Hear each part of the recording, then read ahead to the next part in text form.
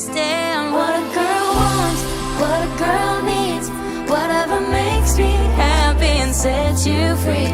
I'm thanking you for knowing exactly what a girl wants, what a girl needs, whatever keeps me in your arms. I'm thanking you for giving it to me. Good morning or afternoon now, because it's 1.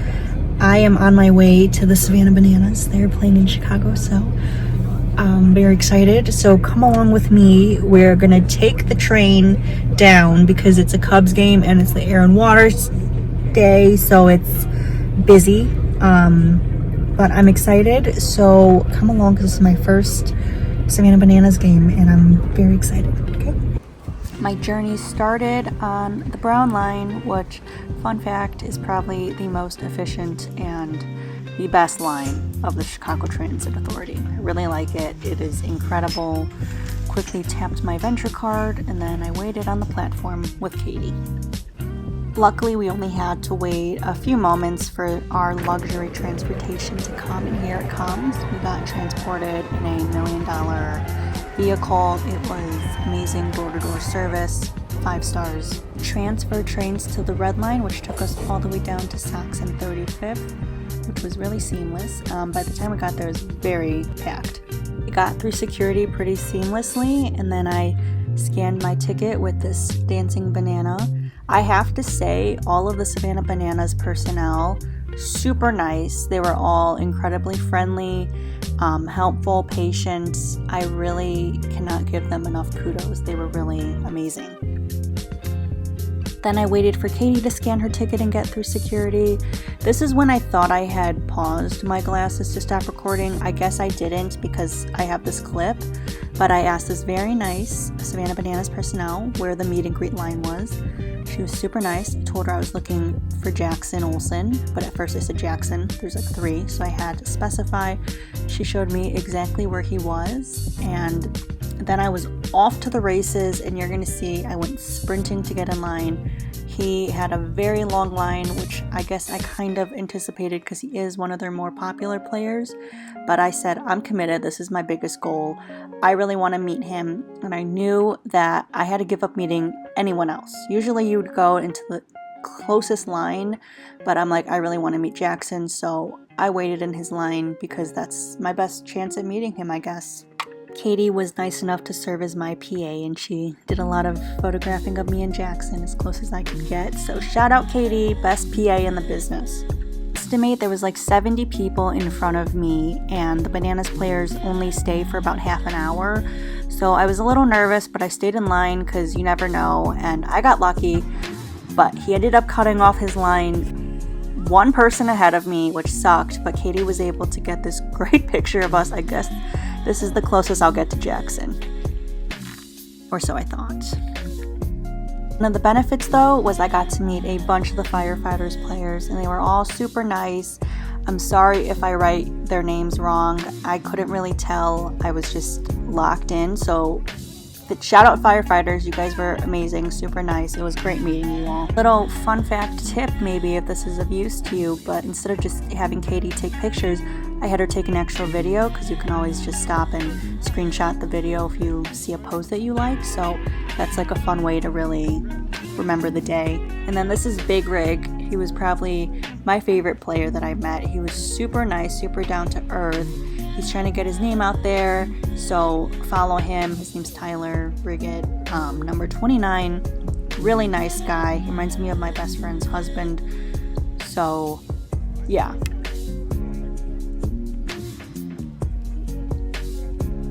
I gotta applaud these Bananas and Firefighters players. It was a brutally hot day, and they were staying out there, smiling, taking pictures, standing in the direct heat with us. So honestly, they really are fans first, and I have to give it to the organization. It really is one of a kind.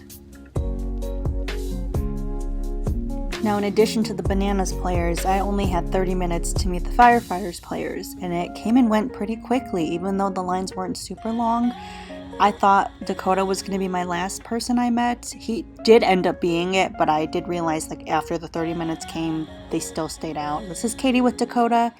He was really nice. Next, we hit up the merch tent, which was super fun. A breather in the shade, and then I met up with the other girls. Shout out to my girls, because if it wasn't for them, we would not have the tickets. It was such a great experience, and I'm glad we got to go together. But I miss you, Brenna. While we were meeting players, taking pictures, shopping for merch, they had the Before the Peel show, which was exciting, looked fun. They had some players singing and doing some appearances, but the crowds were really starting to form, and the sun was coming out, and it was so hot. Then it was time for the player entrances, and by some miracle, I don't know how I got this lucky, I ended up being in the perfect spot where they came right in front of me, and this is when I about blacked out because I couldn't believe what was happening. But I got to meet a lot more players, if you call it that. Basically gave them a high five, but it was unreal. I still can't believe I got so lucky.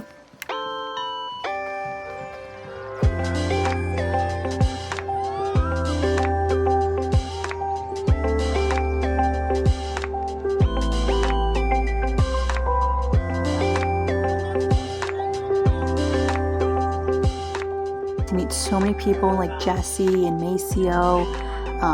Got to see Rack. Shout out Coach Rack. You're the reason I have the Meta AI glasses.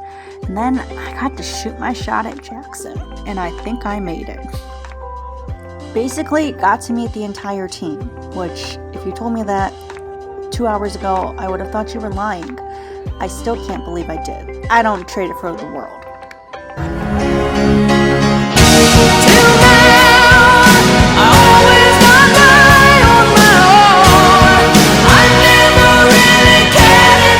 Truly, the face is someone who can't believe her life. Then they made their way up on stage. Here's Jackson doing his thing. We did a little dancing, little hey baby. I was impressed because I practiced and I learned the dance. I did a great job, if I do say so myself. And then they opened the gates for us to officially go to our seats. And the whole crowd of 40,000 people started walking, which I do not recommend. It was a madhouse, and as someone who hates crowds, I cannot say I was having the best time of my life, but it was fun to see how many people were there. After my very long scenic walk through the confines, I was spit out onto the concourse near section 138. My section was 109, so got to walk a nice little half circle around, and then I got in line to get some merch because I was sold a fake Jackson Olsen jersey. I wanted a real one. I was told they sold them inside, so in line for about an hour, only for them to not even have it. By the time I made it back to my seat, it was about an hour before the first pitch, and the rain was starting to fall, which worked out in my favor because no one was in the front row, so somehow I made it down to the field. Then they did some pre-game promotions. I got to see them warm up, got to see some Bananaball players, some Firefighters, only to get absolutely rejected. Ouch. But we can't let that dampen the day, so I just stayed there, stayed put. This was probably the closest I was going to get to this game, which, thank goodness for the rain, I guess. It gave me that opportunity to come down by the net. These kids were screaming for KJ. He must have excellent focus because his head didn't even budge. He was so zoned into the game. I did try to yell for Jackson, I'm not even going to lie. But I don't think he heard me because I wasn't trying to yell that loud. And then the Bananas came out, which are the cheerleaders for the Savannah Bananas. A lot of fun guys, definitely brought some humor and some jokes to it, so it was kind of fun to see them up close. And then I guess they officially started the pregame excitement activity, which was, I think they were throwing bananas, trying to aim them into these fans' pants. So it was the Firefighters versus the Bananas. They're throwing it from pretty high, so I don't think I'd want to be on the ground or even throwing it. So that was kind of interesting to see, but kind of a waste of bananas. I don't know, they kept falling.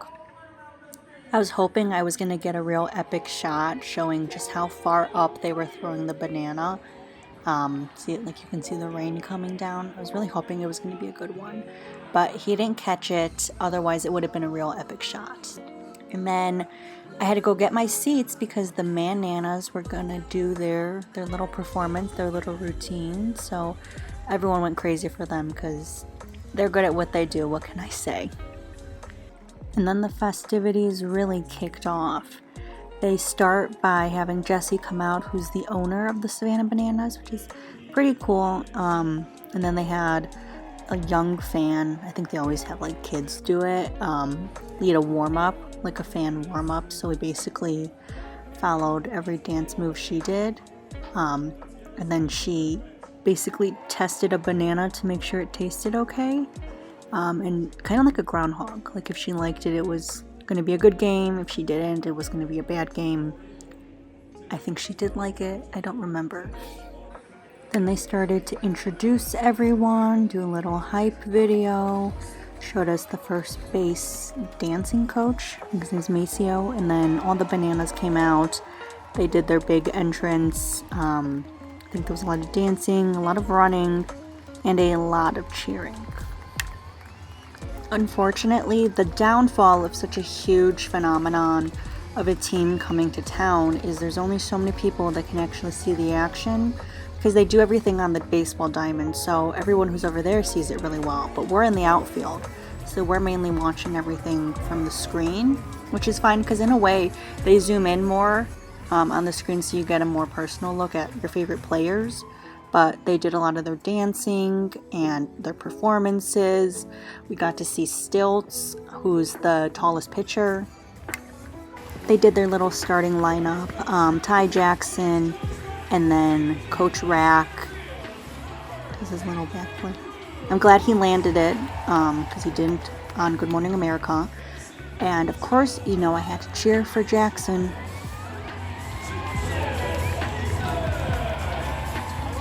We did a little spirit fingers action. I don't really know what for, probably for good vibes.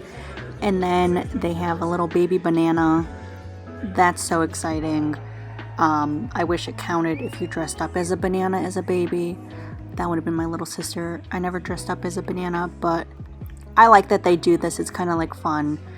It's a memory for the baby, who's probably not going to remember it, but mom and dad can tell them all about it once they're older. And now this was all just for the Bananas, their warm-up. So we have to do the entrance for the Firefighters, which is a whole other thing. They came out kind of closer to us in the outfield, and it looked like they were coming out with an actual fire engine, which I thought was cool and unique. But I mean, what else would they come out with their name being the Firefighters? And then instead of like a first pitch, they had a little 4-year-old come out, and he was the first one up to bat for the Bananas. And then Splits, the mascot for the Bananas, got really defensive and supportive. So he was kind of giving the Firefighters a run for their money for messing with our little 4-year-old, which, you know, you got to support. He was looking out for the kid. And eventually, the kid hit it, and crowd went wild because he scored us a home run. I don't remember if it counted, but I think in our eyes, we counted it.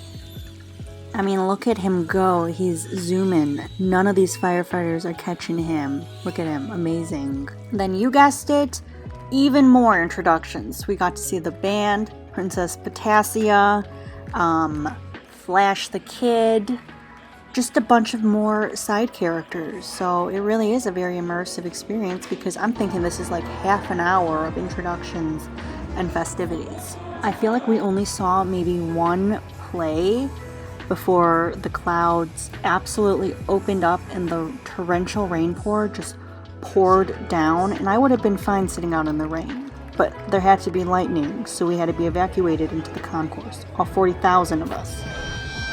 This would only start the very long rain delay. Check out the fit, designer, luxury. And as someone who is trying to live her little Cinderella story, Chad Michael Murray, Hilary Duff fantasies, I was having fun in the rain. I really thought Jackson was going to come run up into the stands, but instead I got evacuated because the lightning started. Then after the rain delay was announced, Jesse said that he was sending all the players up into the concourse so we could take pictures. Only problem is all 40,000 people are here. We have no idea where anyone is going to be. But I was committed. I said, you know what, this is my chance to see Jackson, so let me go find him. Of course, the universe said bet, and the only Jackson I found was KJ Jackson, which I guess is cool because he's one of the more famous players. But I can't help think that he was absolutely disgusted and annoyed by me. But the show must go on. I'm just hoping he really actually wasn't absolutely annoyed by me. Thank you to the girl who took that video for me. I started walking back, and then I came across some more players and made the mistake of following right after them. There were a bunch of kids waiting, so I gave a bunch of unsolicited high fives. And then I was walking back, and I happened to catch Mrs. Emily Cole. Hi, Emily, behind me. That's Jesse's wife, also an owner. So, hi, Emily. Shout out to you. Thank you for what you do. By this point, the crowd significantly cleared, which was amazing. So the rain delay, it's lifted, but I'm tired. But we'll see. I got to meet one Jackson. It wasn't Jackson Olsen. It was KJ, which I'll take it because he's popular, I guess. But yeah, it's not been the experience I thought it would be. It's okay. We took our very damp seats and the show began all over again. Luckily the rain, I think it stopped for the most part. So we were able to actually enjoy most of the game. They had a bunch of little in-game promotions. This little kid had a choice of firefighter gear or spraying his dad with a hose. He chose the hose and still ended up leaving with a bunch of gear, which I thought was fun. It's always fun when these little kids get to go out and have some fun. You know, these games, I haven't been to a baseball game in a long time, so I don't know if this is just how they always go, but I felt like the action, it either happened really quickly or it was really slow. They had to stop the play. They had to check to make sure things were correct.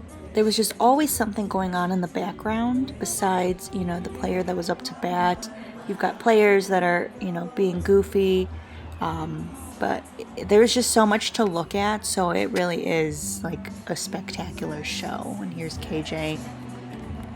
This is me not really knowing what's going on because, again, I'm not familiar with baseball, much less Bananaball.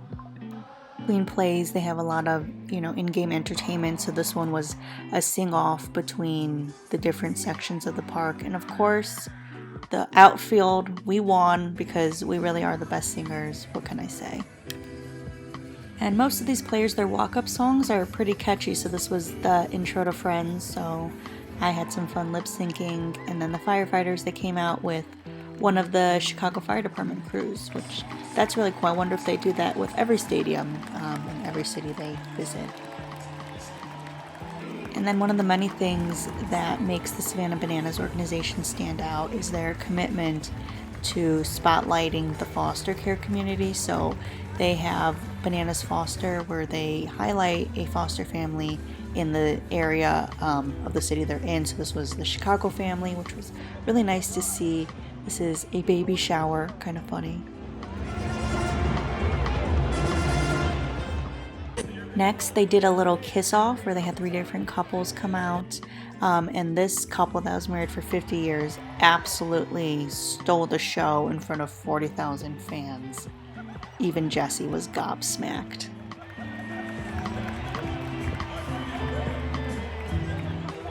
Jesse had to break them up just in time for a fan vote.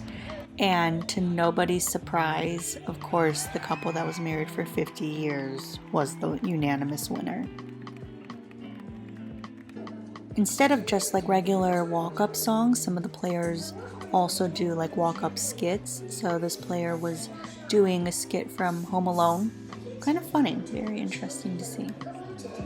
Other than that, I'm in good shape.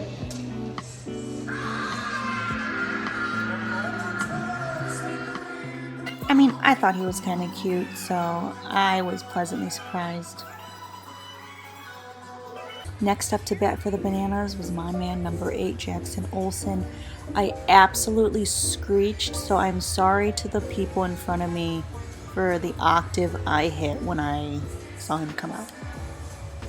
For some very bogus reason, Jackson was considered an out because it was a quote-unquote foul and went into the stands. Okay. Then they brought out Stilts, and Stilts came out and pitched. It's really interesting to see because he walks so confidently, and not even I walk that confidently in my heels.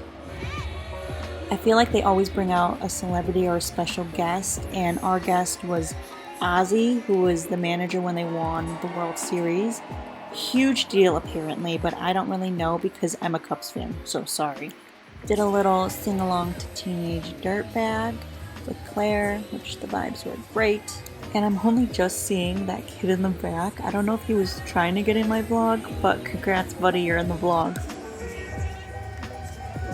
The Bananas did a fun little skit, and look who it is. It's my man Jackson, and Ozzy made the fans really happy. There's a lot of laughs and a lot of cheering.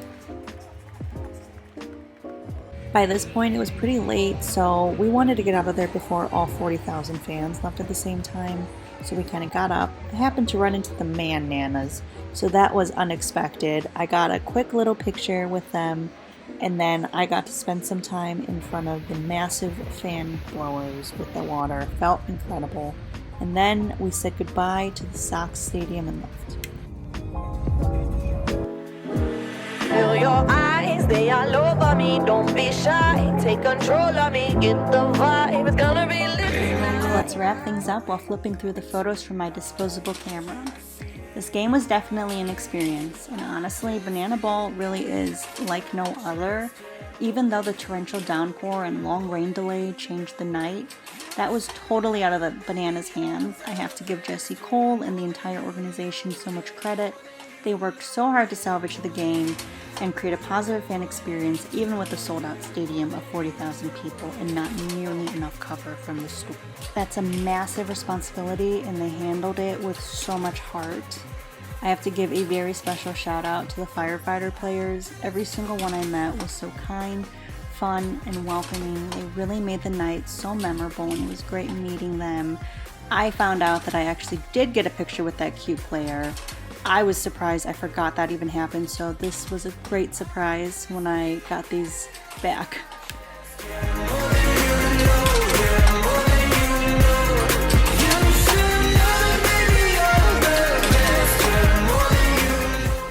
Overall, while the night didn't go exactly as expected, it was still something I'll never forget, and now I'm even more excited to catch a game in Savannah someday, hopefully sunshine included. Huge thanks to Jesse and the entire Bananas family for bringing the magic of Bananaball to Chicago. I know I had an incredible time, and I was so glad to experience this all with some of my closest friends. Brenna, I really wish you were there.